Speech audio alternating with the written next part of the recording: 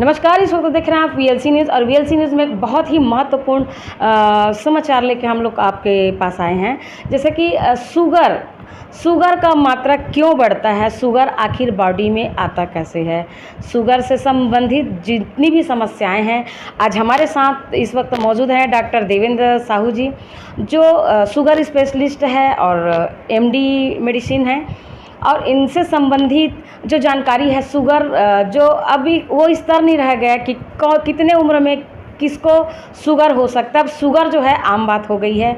आइए जानते हैं डॉक्टर साहब से कि शुगर को लेकर जो चर्चाएं जो चल रही है मार्केट में भांति भांति के, एक्चुअल क्या है उसके बारे में जानकारी लेते हैं। सर, पहले तो आपको बहुत बहुत स्वागत है। सर, अपना परिचय बताएंगे सर। मैं डॉक्टर देवेंद्र कुमार साहू जी।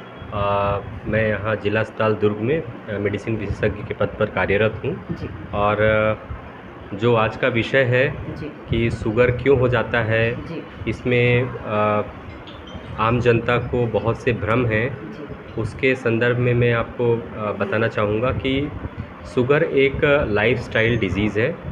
मतलब ये है इसका कि कोई एक कारण नहीं है कि इस वजह से शुगर हो जाता है। अभी के दौर में ऐसे भी मरीज़ हमारे पास आते हैं जिनकी उम्र 2 साल है, लेकिन उनको शुगर बहुत बढ़ा हुआ रहता है। और ऐसे भी लोग आते हैं जिनकी उम्र 30 से 40 के बीच है, और 60-70 के पार तो शुगर अब बहुत आम बात हो गई है। तो कोई उम्र का कोई ऐसा दायरा नहीं है, लिंग का कोई ऐसा दायरा नहीं है, किसी भी व्यक्ति को शुगर डिटेक्ट हो सकता है, शुगर होने की संभावना रहती है। आम तौर पे हमको ये समझना होता है कि मुझको शुगर हो गया है या नहीं है, इसकी जानकारी मुझे कैसे पता चलती है, मुझ में क्या लक्षण ऐसे आते हैं कि शुगर हो जाने का मैं जांच करा लूँ। तो एक आम इंसान के लिए जब भी ऐसी कंडीशन आए कि कोई घाव हो गया है जो बहुत लंबे समय तक नहीं भर रहा है, पिछले कुछ रोज़ में बार बार पेशाब लगने की समस्या हो रही है, या बहुत तेज़ भूख लगता हो, या बहुत शरीर में थकावट, या शरीर में दर्द, इस तरह की कोई नई चीज़ अगर शरीर में उभरती है, तो उससे हमेशा एक कारण के लिए नकारा नहीं जा सकता कि हाँ, इनको शुगर हो सकता है, और वो जांच का विषय है। यदि शुगर की जांच कराई जाए और शुगर बढ़ा हुआ मिलता है, तो ऐसे मरीजों को आवश्यकता अनुसार शुगर की गोलियां या इंसुलिन का इंजेक्शन हमारे द्वारा प्रिस्क्राइब किया जाता है। लेकिन जो सबसे ज़रूरी पहलू है कि जैसा मैंने पहले ही कहा कि ये एक लाइफस्टाइल डिज़ीज़ है आज के समय में, और ये किसी भी एक आम इंसान को जो अपनी दैनिक दिनचर्या में बहुत अच्छा कर रहा है, उसको शुगर हो सकता है। और कहीं न कहीं व्यस्ततम समय सारणी, अपनी दिनचर्या और हमारे काम करने का तरीका, सोने उठने का समय, इन सब में आधुनिक दिनों में जो बदलाव हुए हैं, कहीं न कहीं ये मूल कारण है शुगर हो जाने का। तो मैं यही कहना चाहूँगा आम लोगों को कि शुगर का हो जाना कोई अभिशाप नहीं है, ये एक बहुत साधारण सी बात है, बिल्कुल साधारण सी बात। शुगर में क्या खाना चाहिए और क्या नहीं खाना चाहिए, परहेज बहुत बताते हैं। जी, क्या सही देखिए, बात जाहिर है कि शुगर एक लाइफस्टाइल डिज़ीज़ है, तो इसमें बहुत से परहेज करने को लोग कहते हैं, लेकिन जितनी भ्रांतियां हैं उतने परहेज की आवश्यकता नहीं है। जैसे आम तौर पे फलों के लिए मना किया जाता है कि ये नहीं खाना है, वो फल नहीं खाना है, पर जहाँ तक मैं समझता हूँ कि ऐसा बिल्कुल भी नहीं है कि फलों के लिए कोई मनाही है। विशेषकर ऐसा भी कह देते हैं कि मीठा फल नहीं खाना है, मीठी चीज़ नहीं खानी है। सही है, ये बात सही है कि मीठी चीज़ों, विशेषकर शक्कर का परहेज करना होता है। चीनी का प्रयोग जिन चीज़ों में है उन चीज़ों का परहेज करना होता है, लेकिन फलों के लिए, नेचुरल चीज़ों के लिए कोई ऐसी मनाही नहीं है। और शुगर हो जाना ही काफ़ी नहीं है। दरअसल शुगर का रेंज होता है कि हम आमतौर पे कहते हैं कि 140 से यदि ज़्यादा 140 मिलीग्राम पर डेसीलीटर से यदि ज़्यादा की वैल्यू है शुगर की, तो ये ज़्यादा कितना ज़्यादा हो सकता है, ये 200 भी हो सकता है, 300 भी हो सकता है, 400 भी हो सकता है, 500 भी हो सकता है। तो जितनी शुगर की वैल्यू रहेगी उस आधार पर दवाइयाँ और परहेज तय की जाती हैं। पर एकदम इसमें ये कहना बिल्कुल सरासर गलत होगा कि बिल्कुल फल नहीं खाना है या बहुत से और परहेज़ करने हैं। परहेज़ का आशय सिर्फ इतना है कि ऐसे फूड ऐसा फूड आइटम जिनका ग्लाइसेमिक इंडेक्स बहुत हाई है। जैसे जाहिर है कि जिन खाद्य पदार्थों में शक्कर की मात्रा होती है उनका ग्लाइसेमिक इंडेक्स बहुत हाई होगा। तो ऐसे चीज़ों का परहेज़ उनके शुगर के कंट्रोल में साधक रहेगा। सर मैं जानना चाहती हूँ कि क्या एक बार अगर शुगर हो गया तो क्या उसको पूरी ज़िंदगी भर शुगर की दवाई खाना पड़ेगा? ये भी एक भ्रांति है। देखिए, हम लोग अपनी क्लिनिकल प्रैक्टिस में अक्सर ये पाते हैं कि आम तौर पे ये धारणा रहती है कि मुझको शुगर हो गया या इंसुलिन लगना चालू हो गया तो जीवन भर मुझे फिर लेना ही पड़ेगा दवाई।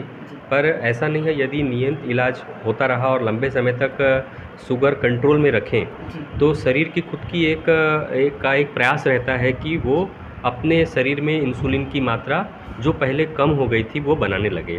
और न केवल इतना, केवल दवाइयाँ ही नहीं बल्कि योग प्राणायाम का भी इसमें बहुत सकारात्मक मतलब परिणाम बीच है। में रोका जा सकता है अगर बिल्कुल। उसका शुगर अगर कंट्रोल हो गया तो? जी बिल्कुल रोका जा सकता है। और ये अभी के आधुनिक समय में जो दवाइयाँ चल रही हैं, जो आधुनिक आविष्कार का परिणाम है, इन दवाइयों के प्रयोग से तो ये एक रिवर्सिबल, जिसको हम सामान्य स्थिति में बिना दवा के भी रख सकते हैं, ऐसे भी केस रिपोर्ट्स हमारे सामने हैं। सर जो शुगर की दवाई जो पेशेंट खाते हैं उसके किडनी में कितना इफेक्ट होता है सर?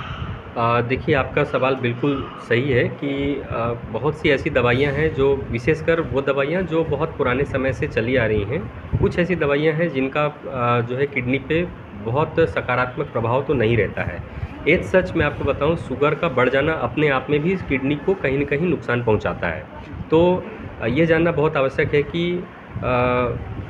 जो दवाइयाँ हैं वो एक डॉक्टर के द्वारा तय की जाएँ और किसी भी काउंटर से यूं ही डायरेक्ट प्रिस्क्रिप्शन ना लिया जाए, क्योंकि इससे भी कई बार जो है हम अपने लाभ के लिए दवाइयाँ तो लेते हैं, लेकिन कई बार दवाइयाँ भी नुकसान पहुंचा देती हैं। पर ये कहना पूरी तरह सही नहीं होगा कि शुगर की हर दवाई किडनी को नुकसान। कुछ दवाइयाँ हैं जो विशेष परिस्थिति में ही दी जाएंगी और किडनी का ध्यान रख के भी प्रिस्क्रिप्शन लिखा जाता है। जी सर, जैसे कि मार्केट में एक चलन सा चल गया है कि केला और आम का जो फल है, चूँकि आम को फल का राजा कहा जाता है, लेकिन आम को खाने के लिए शुगर में मनाही करते हैं। आपका क्या कहना है सर इसमें? मैं साफ साफ यही कहता हूँ कि चाहे आम हो चाहे केला हो, मैं मानता हूँ कि ये मीठे फल हैं, पर ये कहीं न कहीं प्राकृतिक स्रोत हैं। और प्राकृतिक स्रोत होने के नाते शुगर के मरीज़ के लिए शुगर बढ़ जाने का रिस्क तो रहेगा, लेकिन अगर वो दवाइयाँ या नियत प्रिस्क्रिप्शन को फॉलो कर रहे हैं तो ऐसी हार्ड एंड फास्ट किसी तरह के फलों के परहेज़ की आवश्यकता बिल्कुल भी नहीं है। सर, छोटे बच्चों में शुगर का बढ़ना जी। वो किस तरह से होता है सर? छोटे बच्चों के केस में आमतौर पर ऐसा देखा जाता है कि उनके पेरेंट साइड में शुगर की कोई न कोई ऐसी हिस्ट्री रहती है, क्योंकि केवल शुगर बोल देना पर्याप्त नहीं है। शुगर के बहुत से प्रकार होते हैं। विशेषकर मैं आपको बोलना चाहूँगा टाइप 1 डायबिटीज़, टाइप 2 डायबिटीज़। तो जो बहुत छोटी उम्र से जिनको शुगर रहता है, विशेषकर 35 साल से कम के लोगों में यदि शुगर की बीमारी है ऐसी, तो उसमें हम आनुवंशिक कारणों पर ज़्यादा जोर देते हैं, ना कि लाइफस्टाइल डिजीज़ पे। कहने का मतलब सर डायबिटीज़ का भी एक कैटेगरी होता है सर? जी, डायबिटीज़ की भी बहुत लंबी चौड़ी कैटेगरी है। उसमें बहुत ब्रॉड तरीके पे हम इसको 2 तरीके से बांटते हैं, टाइप 1 और टाइप 2। ये पुराना क्लासिफिकेशन था। आजकल इंसुलिन डिपेंडेंट डायबिटीज़ और नॉन इंसुलिन डिपेंडेंट डायबिटीज़, ऐसे 2 अलग टर्मिनोलॉजी आजकल चलते हैं। और इसका कहीं न कहीं जो एक डिवीज़न है वो इसके कारण के आधार पर है कि शुगर की बीमारी क्यों हो गई। तो यदि ये आनुवंशिक कारणों से है और बहुत कम उम्र से है, किसी को बचपन से शुगर हो जाता है, डे 1 से शुगर की वैल्यू बढ़ी हुई आती है, तो ऐसे समय में फिर दवाइयों के बजाय इंसुलिन ही कारगर इलाज माना जाता है।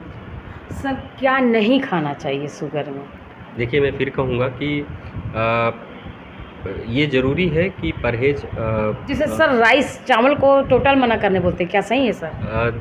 ये शुगर की वैल्यूज़ पर डिपेंड करता है। टोटल तो कई डॉक्टर्स मना करते भी हैं, कई लोग इस बात की फ्रीडम भी देते हैं कि आप एक लिमिटेड क्वांटिटी में, एक सीमित मात्रा में चावल का उपयोग भी कर सकते हैं। कहने का आशय सिर्फ इतना है कि जिन खाद्य पदार्थों को खाने में ग्लाइसेमिक इंडेक्स जिनका बहुत हाई होता है, यानी कि उसका सेवन किए और उसके तुरंत बाद शुगर का बहुत तेज़ी से बढ़ जाना, ऐसे खाद्य पदार्थों को हम लोग हाई ग्लाइसेमिक इंडेक्स के फूड कैटेगरी में रखते हैं। और चावल भी उसमें से एक हाई ग्लाइसेमिक इंडेक्स का नहीं है, वो मीडियम ग्लाइसेमिक इंडेक्स का ही भोजन है वो भी। लेकिन चूँकि इसमें ऐसा पाया जाता है कि खाने के बाद शुगर बहुत तेज़ी से अपने सर्कुलेशन में बढ़ता है, तो पूरी तरह परहेज़ ना करके सीमित मात्रा में उसका सेवन करना, ये मैं इसके पक्ष में मैं ज़्यादा रहूँगा। जी। जो लगातार जो शुगर का जो पेशेंट बढ़ रहे हैं, रोगी बढ़ रहे हैं, आप जिला चिकित्सालय में बैठे हैं, तरह-तरह के रोगी आते होंगे, इसमें से आपको ऐसा कोई रोगी लगा जिसको आपने मेडिसिन दिए और एकदम पूर्ण तरह से ठीक हो गए और वो अपने आचार-विचार, खान-पान या व्यायाम से ठीक किए हों? ऐसे एक नहीं कई मरीज़ हैं जो हम लोगों के पास डेली बेसिस पे आते हैं, जिनको किसी अन्य मेडिकल कंडीशन की वजह से वार्ड में भर्ती किया गया था और भर्ती के दौरान हमको उनको शुगर की दवाइयाँ, इंसुलिन देनी पड़ी, पर आने वाले महीने डेढ़ महीने में हमको उनकी सारी तरह की दवाइयाँ बंद करनी पड़ती हैं। तो ये कहना गलत नहीं होगा कि अगर सही समय पे उचित मार्गदर्शन और सलाह मिल जाए तो ये शुगर ठीक भी हो सकता है।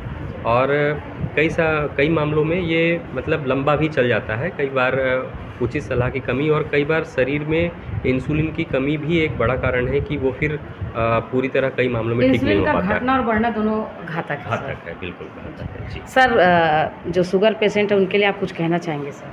मैं अपने सारे पेशेंट्स को यही सलाह देता हूँ कि कई बार हमको इस तरह की हालात का भी सामना करना पड़ता है कि शुगर हो जाना अपने आप में एक निराशा का कारण बन जाता है मरीजों के लिए कि अब पता नहीं क्या हो जाएगा। पर आधुनिक दुनिया में ये कोई बहुत बड़ा मामला नहीं है, एक बहुत सामान्य सी बात है शुगर का हो जाना। और किसी भी शासकीय चिकित्सालय में, विशेषकर मैं चूँकि दुर्ग जिला अस्पताल में मैं कार्यरत हूँ, तो यहाँ पर मैं दावे के साथ कह सकता हूँ कि शुगर की वैल्यू कितनी भी हो और कितने भी सीवियरिटी का डायबिटीज़ हो, हमारे चिकित्सालय में इसका इलाज निःशुल्क उपलब्ध है और इसमें ऐसी कोई भी बात नहीं है कि अब क्या ही हो जाएगा। ये एक बहुत सामान्य सा एक कंडीशन है और इसको बिल्कुल दवाइयों की मदद से कंट्रोल किया जा सकता है। जी, thank you. Thank you sir. अभी आपने देखते हैं डॉक्टर देवेंद्र सर ने जिस तरह से बताया कि जिसको शुगर अगर हो गया है तो उनको ज़्यादा रिस्क, घबराहट की ज़रूरत नहीं है, किस तरह से अपने शुगर को कंट्रोल किया जा सकता है। और ज़्यादातर मरीज़ ये सोचते हैं कि अगर मुझे एक बार शुगर हो गया तो मुझे ताउम्र शुगर की दवाई खाना पड़ेगा। ये गलतफ़हमी डॉक्टर साहब ने दूर कर दी है। अगर आप अपना खान-पान पे सुधार लाते हैं, नियमित व्यायाम में अगर अपना ध्यान लगाते हैं और अपने जो डॉक्टर साहब ने बताया उस बातों को फॉलो अगर करते हैं तो आप मेडिसिन से जो आप ले रहे हैं दवाई, उससे निजात पा सकते हैं। हर खबर के लिए बने रहिए वीएलसी के साथ। तब तक के लिए नमस्कार।